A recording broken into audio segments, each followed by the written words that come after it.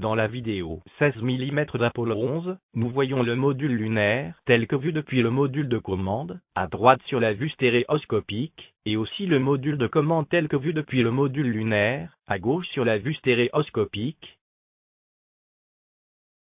Ce qui est frappant sur ces deux vues est que les deux vaisseaux spatiaux sont vus tournant dans le sens des aiguilles d'une montre.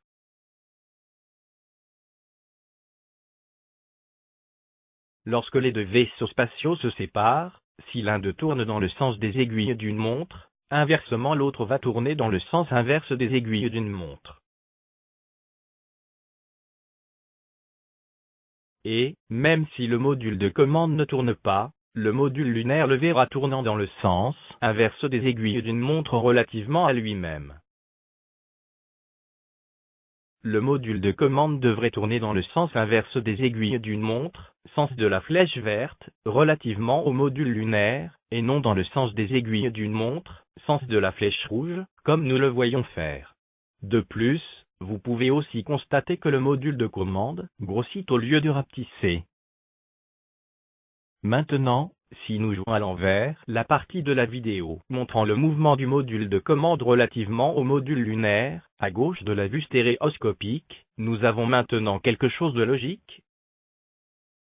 Le module de commande tourne dans le sens inverse des aiguilles d'une montre, alors que le module lunaire tourne dans le sens des aiguilles d'une montre, comme il le devrait, et il rapetisse aussi au lieu de grossir, comme il le devrait.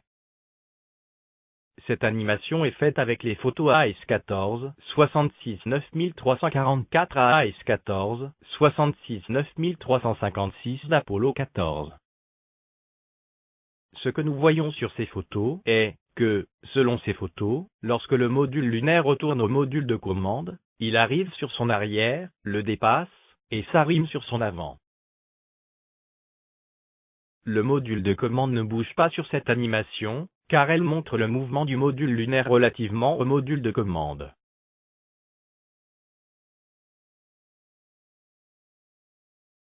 Mais, sur la vidéo qui est prise depuis le module de commande, ceci est ce que nous voyons.